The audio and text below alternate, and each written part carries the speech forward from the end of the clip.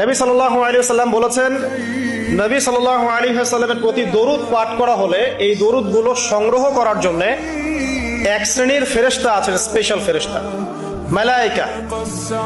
আর আমাদের সায়েন্স অবশ্য মালায়েকায় বিশ্বাস করে না, তারা জিন জাতিতেও বিশ্বাস করে না। যদিও বা অনেক তত্ত্ব উপাত্তর সাথে জিনের সম্পর্ক আছে। এটা আবার কেমন কথা? এটাও কোরআনেই আছে যে দুনিয়াতে যে ব্যক্তি শয়তান, মানুষ শয়তান, তার সাথে জিন শয়তানের যোগাযোগ থাকে। বিশ্বাস করেন না? দুনিয়াতে যে ব্যক্তি মানুষ শয়তান, তার সাথে জিন শয়তানের যোগাযোগ থাকে।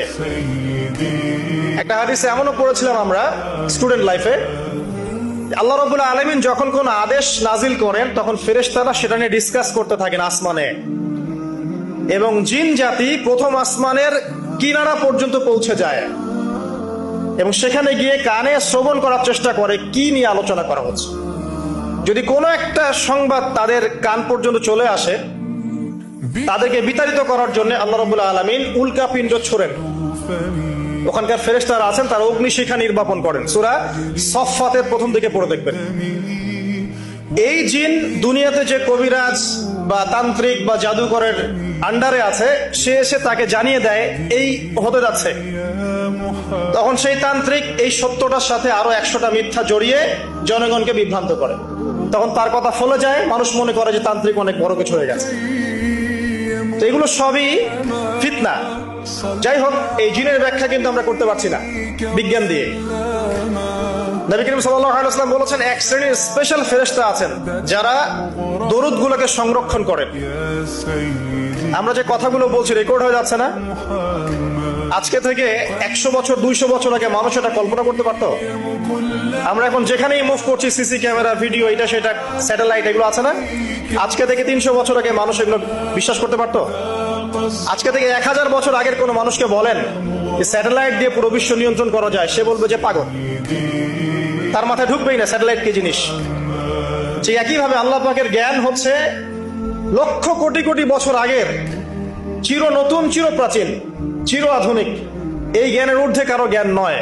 এই জন্য এখন এগুলো কথা অনেকেই প্রশ্ন তোলে যে ফেরেশতা আবার কি জিনিস, জিন আবার কি, ইসলাম এগুলোতে কেন বিশ্বাস করে? সুবহানাল্লাহ।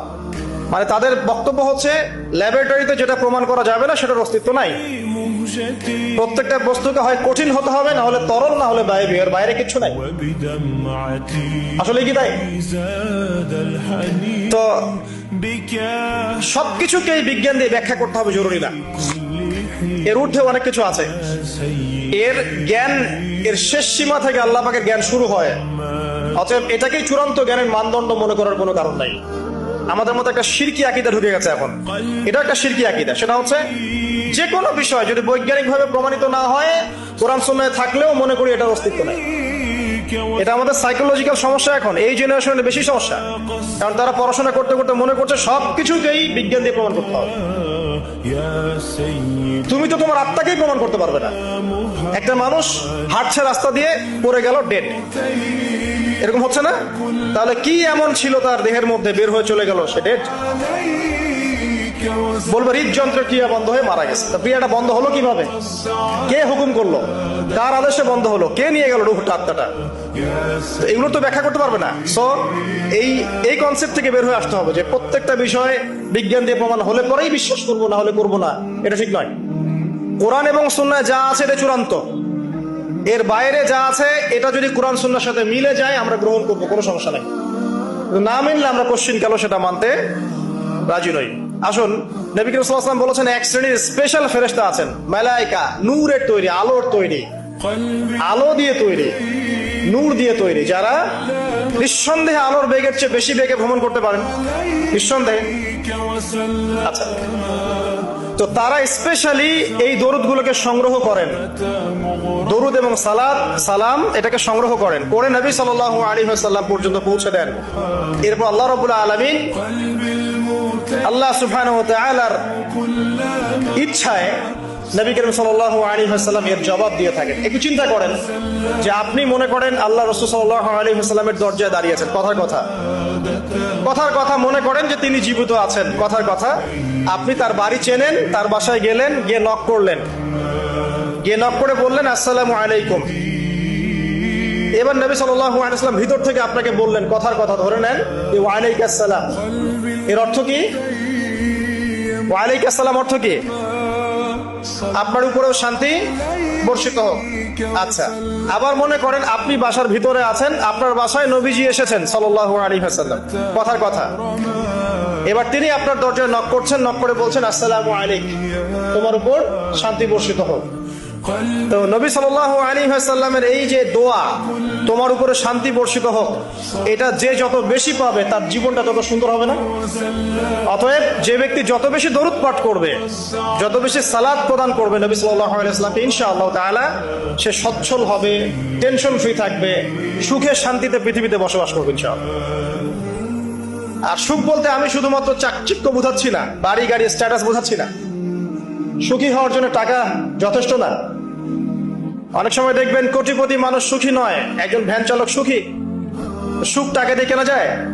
সুখ বলতে মনের সুখকে বোঝানো হচ্ছে। আল্লাহ পাক আমাদেরকে বোঝার তৌফিক দান করুন। আমি যেটা বলতে চাচ্ছিলাম, জুমার দিনে বেশি থেকে বেশি নবীর উপর দরুদ পাঠ করতে হবে। কোন দরুদ পাঠ করব? একটা সংক্ষিপ্ত দরুদ আছে, পড়তে পারি আল্লাহুম্মা সাল্লি ওয়া সাল্লিম আলা নবিয়িনা মুহাম্মদ, এটা পড়তে পারি। আরেকটা আছে আল্লাহুম্মা সাল্লি আলা মুহাম্মাদিন ওয়া সাল্লিম, এটা সংক্ষিপ্ত। আর যদি আপনার সামনে নবীর নাম উচ্চারণ করা হয়, বলবেন সাল্লাল্লাহু আলাইহি ওয়াসাল্লাম।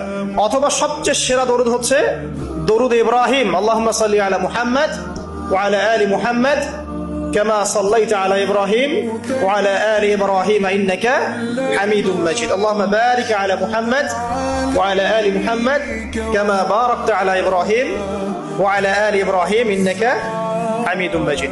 এটা প্রথম আমল, জুমার দিনে করবেন। এছাড়া প্রত্যেক দিন সকালে 10 বার এবং সন্ধ্যায় 10 বার করে দরুদ পড়বেন। তাহলে কি হবে? ইনশাআল্লাহ তাআলা আপনি, আমি, আমরা সবাই কিয়ামতের মাঠে নবী সাল্লাল্লাহু আলাইহি ওয়াসাল্লামের সুপারিশ পেয়ে যাব ইনশাআল্লাহ। সুপারিশ সম্পর্কে একটা হাদিস শুনিয়ে দেই, যথেষ্ট হবে ইনশাআল্লাহ। নবী সাল্লাল্লাহু আলাইহি ওয়াসাল্লাম বলেছেন, আমার উম্মতের যে ব্যক্তি, যে কোনো ব্যক্তি, নারী পুরুষ, সাদা কালো, বাঙালি, পাকিস্তানি, আফগান, সিরিয়ান, যেখানকার মানুষ হোক না কেন, যে কোনো ব্যক্তি, সে যদি শিরিক না করে মারা যায়, আল্লাহর সাথে শিরিক করে নাই, এই অবস্থায় মারা গেছে,